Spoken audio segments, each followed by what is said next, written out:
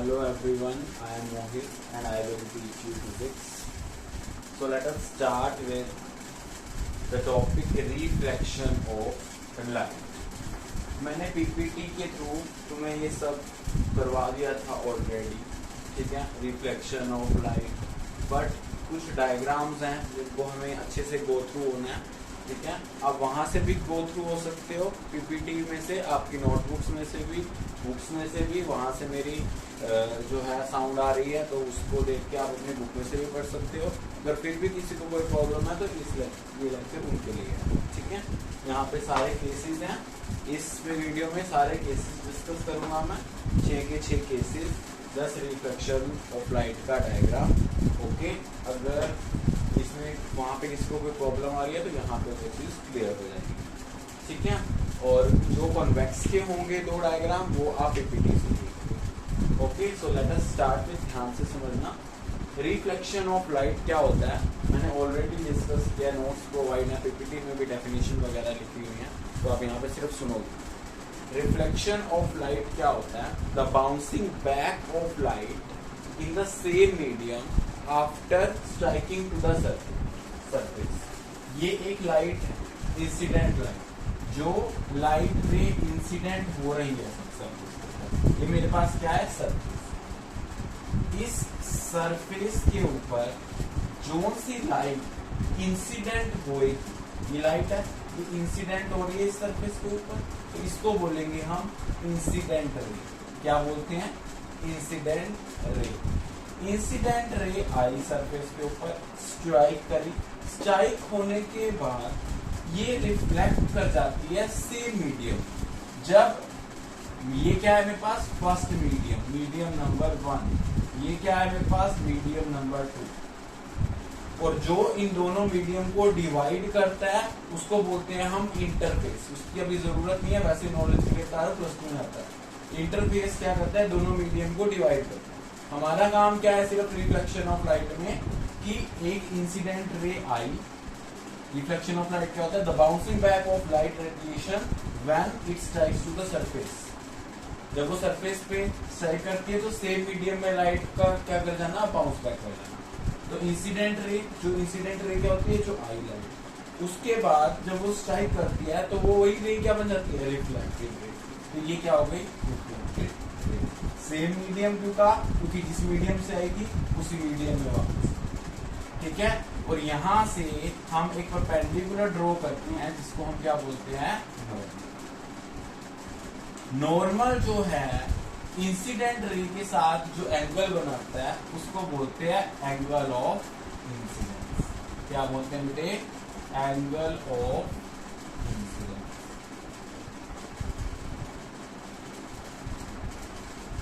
Normal जो reflected ray के साथ एंगल बनाता है उसको बोलते हैं angle of reflection. Angle of reflection. बात समझ में आई? रिफ्लेक्शन ऑफ लाइट क्या होता है? The bouncing back of light radiation in the after striking to the surface in the same medium is known as reflection of light. अब आते हैं कि इसके लॉज क्या क्या है। इसका फर्स्ट लॉ होता है कि जो एंगल ऑफ इंसिडेंस है वो एंगल ऑफ रिफ्लेक्शन के इक्वल होता है। Angle of incidence is equal to angle of reflection. मतलब नॉर्मल के साथ जो एंगल इंसिडेंट रे बना रही है वही एंगल रिफ्लेक्टेड रे बनाएगी नॉर्मल के साथ, ठीक है। मान लो ये आती है और इसके साथ 30 डिग्री का एंगल बना रही है तो रिफ्लेक्टेड रे भी यहाँ पे 30 डिग्री का एंगल। पेपर में क्वेश्चन कई बार पूछा जाता है CBSE में कि मान लो 30 डिग्री का एंगल बना रही है इंसिडेंट रे, ठीक है, नॉर्मल के साथ, तो टोटल एंगल कितना होता है? 90 डिग्री। तो रिमेनिंग एंगल कितना होगा? 90 टोटल है, क्योंकि नॉर्मल यहां से यहां बना रही है, कितना 30 है, तो 90 डिग्री माइनस 30 डिग्री 60 डिग्री ये वाला एंगल। बात समझ में आई? ठीक है, डायग्राम के थ्रू दे सकता है वो कि ये what is the value of this angle, तो इट विल बी 60 डिग्री। बात समझ में आई? सेम वो रिफ्लेक्टेड के साथ करता है कि रिफ्लेक्टेड रे एंगल 30 डिग्री बना रही है नॉर्मल के साथ, तो ये टोटल 90 डिग्री हुआ, तो ये बचा हुआ कितना हुआ, 60 डिग्री की तो मोर। ठीक है, ये सारी बातें हमने क्लास में भी डिस्कस करी हैं ऑलरेडी, और यहाँ पे भी थोड़ा सा डिस्कशन किया। तो मैं कहाँ पे था? Law of reflection. रिफ्लेक्शन के दो लॉज होते हैं, angle of incidence, angle of reflection के इक्वल होता है। दूसरा लॉ जो है वो ये होता है कि जो भी इंसिडेंट रे है, इंसिडेंट रे है, नॉर्मल है हमारे पास एन, और रिफ्लेक्टेड रे है आर, ये सारी की सारी सेम प्लेन पे लाई कर रही है, सेम प्लेन पे। तो incident ray, normal and reflected ray all lie in the same plane। तो ये क्या था? रिफ्लेक्शन और उसके लॉज। उसके बाद मैंने आपको करवाया था क्या कि image formation by concave mirror and convex mirror, ठीक करवाया था। उससे पहले इनके रूल्स कराए थे। रूल्स में पहले क्या रूल था कि अगर कोई पैरेलल रे आ रही है, ठीक है, कोई पैरेलल रे आ रही है तो वो फोकस में से जाएगी, ठीक है। दूसरा रूल इसका अपोजिट, अगर कोई रे फोकस में से आ रही है इंसिडेंट रे, तो वो पैरेलल चली जाएगी। तीसरा कि अगर सेंटर ऑफ कर्वेचर में से जा रही है रे, तो वो क्या करेगी? रिट्रेस इट्स पाथ, जिस पाथ को आई थी उसी पाथ को वापस चली जाएगी। तो ये 3 रूल थे। और एक और फोर्थ था कि जोन से एंगल से पोल पे आएगी इंसिडेंट रे, उसी एंगल से पोल से वापस भी जाएगी। ये रूल्स हमने डिस्कस किए। अब उन्हीं के रूल्स को फॉलो करके हम इमेज बनाते हैं बाय कनकेव। कॉन्वेक्स के 2 केसेस हैं, इसीलिए आपको दिया, ठीक है। वैसे पीपीटी में करा भी चुका हूं। इसके 6 केसेस हैं, इसलिए मैंने बोर्ड पे भी बनाया। एक तो टाइम सेव होएगा क्योंकि ऑलरेडी बना लिए, ठीक है, ताकि वीडियो ज्यादा लंबी ना बने और तुम्हें समझ भी आए। फर्स्ट केस करते हैं कि जब इमेज कहाँ पे है? At infinity. ऑब्जेक्ट कहाँ पे है? Sorry, at infinity. जब ऑब्जेक्ट इंफिनिटी पे है तो हम कह रहे हैं कि कोई भी पैरेलल रेज आ रही है इंफिनिटी से, हमें नहीं पता कहाँ पे होगी, इंफिनिटी से पैरेलल रेज आ रही है। जब वो पैरेलल रेज आएंगी तो पैरेलल रेज ऑब्वियसली, पहला रूल क्या कहता है कि अगर पैरेलल रे आ रही है तो वो कहाँ पे जाएगी? फोकस पे मीट करेंगी। तो ये इमेज कहाँ पे बन गई? एक पैरेलल रे ये ले ली, फर्स्ट पैरेलल रे, और ये ले ली दूसरी, सेकंड पैरेलल रे। तो जब ये पैरेलल रे आ रही है तो कहाँ पे जाएंगी? फोकस। अब फोकस पे जब इमेज बनेगी, ऑब्वियसली कोई चीज, ऑब्जेक्ट जो है वो इंफिनिटी पे है, बहुत दूर है, तो उसका साइज इसके कंपैरेटिवली तो बड़ा होगा ना, मतलब इमेज का साइज छोटा होगा। तो इमेज क्या हो गई? Highly diminished. डिमिनिश्ड मतलब बहुत ज्यादा छोटी हो गई। बात समझ में आई? Real and inverted already discuss, क्यों है रियल एंड इन्वर्टेड, ठीक है। फोकस, फोकस मतलब जहां पर इमेज बनेगी वो क्या है? फोकस, ठीक है। सेकंड केस चलते हैं। व्हेन ऑब्जेक्ट, एक चीज जो चीज ध्यान रखनी है पेपर में, जब भी आप डायग्राम बनाओगे तो आपने एरोज का जरूर ध्यान रखना। पहली बात तो पेंसिल स्केल के बिना ये डायग्राम चेक नहीं होगा। आई विल गिव 0 मार्क्स, तो कोई भी एग्जामिनर है वो 0 मार्क्स देगा। और एरोज बिल्कुल करेक्ट होनी चाहिए कि लाइट यहाँ से आ रही है तो एरो इस साइड, लाइट फिर यहाँ पे टकराने के बाद फोकस पे जा रही है तो एरो इस साइड, तो ये प्रॉपर होनी चाहिए। नोटबुक्स में भी मैंने बहुत मिस्टेक किया। सेकंड करते हैं, when object is placed between pole and focus. जब ऑब्जेक्ट को कहाँ रखा? पोल और फोकस के बीच में। This is pole and this is focus, तो इन दोनों के बीच में मैंने ऑब्जेक्ट को यहाँ रख लिया ए और बी। It is clear? अब यहां से मैंने पैरेलल इमेज, पैरेलल रे भेजी, तो वो कहां से निकलेगी? क्या कहता है रूल? फोकस में से निकलेगी। तो ये गई और कहां से निकलेगी? तो देखो मेरा एरो, देखो एक एरो यहां से बनाई है कि पैरेलल जा रही है, और फिर वो यहाँ पे एरो है कि वो फोकस। बात क्लियर हुई? दूसरा, अगर यहाँ से सेंटर ऑफ कर्वेचर से जाती है तो it will retrace its path, वो अपने पाथ को वापस जाती है। देखो एरोज, देखो जहां को आई वहीं को गई। लेकिन जब हम बैक प्रोड्यूस करा रहे हैं तो इमेज हमें कहां पे मिल रही है? यहाँ पे मिल रही है। अब इमेज का नेचर कैसा होगा? वर्चुअल एंड इरेक्ट, क्योंकि उस साइड मिल रही है, राइट हैंड साइड मिल रही है, बन रही है इमेज इरेक्ट सीधी, ए बी है तो यहाँ पे भी ए डैश बी डैश मिल रही है।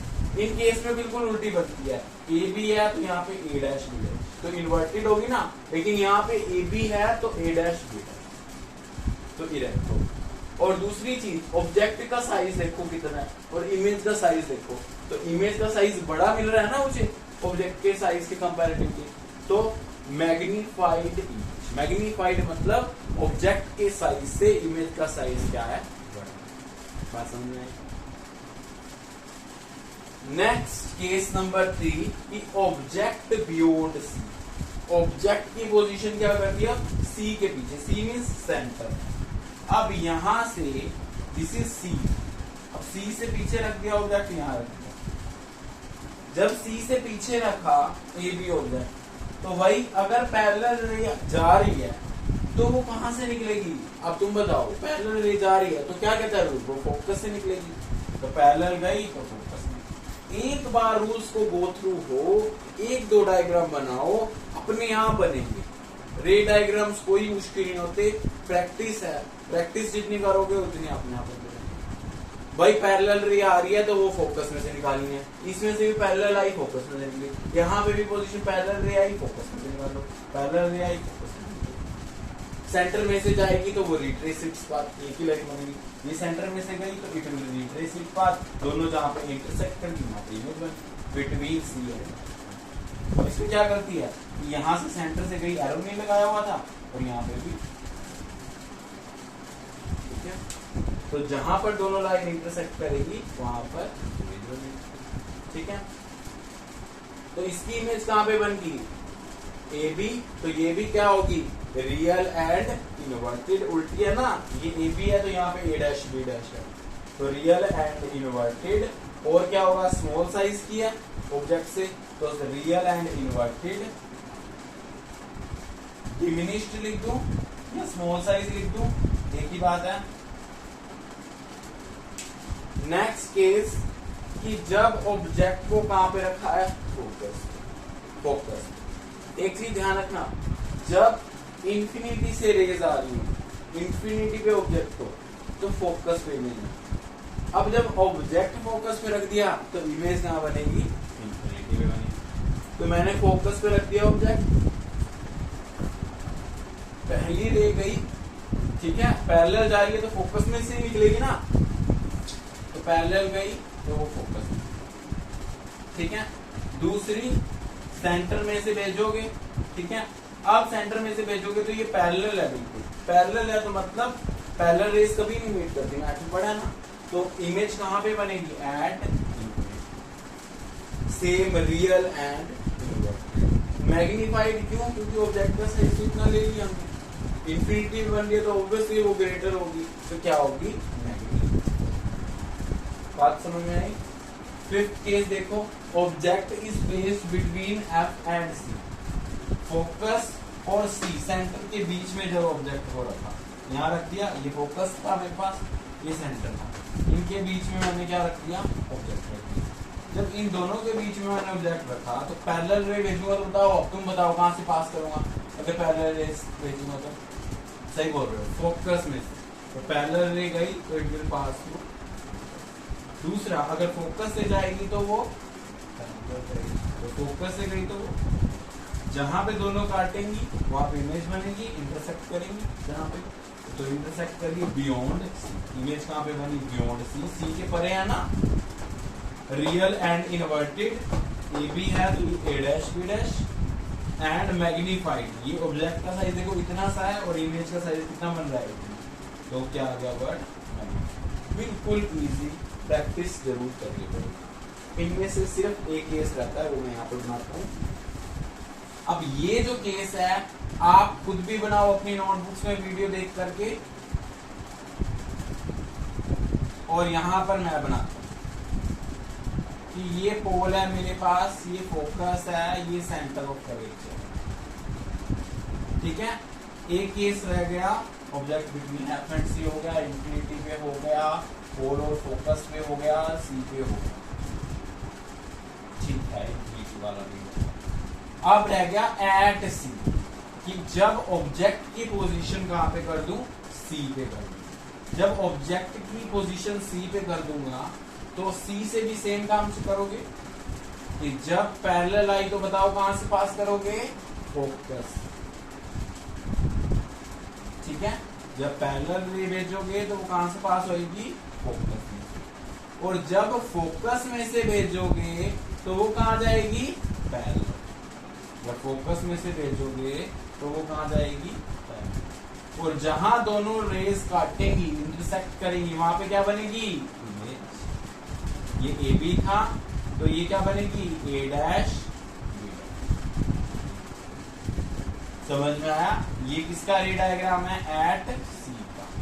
जब ऑब्जेक्ट सी पे हो तो इमेज भी कहां बनी, सी पे बनी, सी पे बनी। और जितना ऑब्जेक्ट का साइज है उतना ही क्या होगा यहाँ पे, इमेज का साइज। तो सेम साइज, क्या लिखोगे, सेम साइज। और same real and real and inverted. एक ही केस होता है वर्चुअल एंड इरेक्ट का, वो ये होता है। क्यों, क्योंकि इस साइड बनते हैं, बाकी साथ में इधर बनती है रियल एंड। दूसरा पॉइंट क्या आप डिस्कस करते हो, तो इमेज वन का। फिर यहाँ पे सी पे बन रही थी, एट सी लिख दिया। यहाँ पे इंफिनिटी पे बन रही थी, इंफिनिटी पे लिख दिया। यहाँ बिटवीन एफ एंड सी बन रही है तो यहाँ पे लिख दो बिटवीन एफ एंड सी। बात समझ में आई मेरी? ठीक है, तो ये this is all about the रे डायग्राम। आई होप अब तुम्हें बिल्कुल क्लियर हो गया। ठीक है, इसको अभी भी क्लियर नहीं हुआ है तो फिर वो किसी भी चीज कहीं और से भी देख सकता है, पीपीटी में से देख सकता है, या ये वीडियो को दोबारा रिवाइज कर सकते हैं। Thank you, I hope you understand. और कॉन्वेक्स स्फीयर के दोनों केसेस आप मुझे करके दिखाओ। Thank you.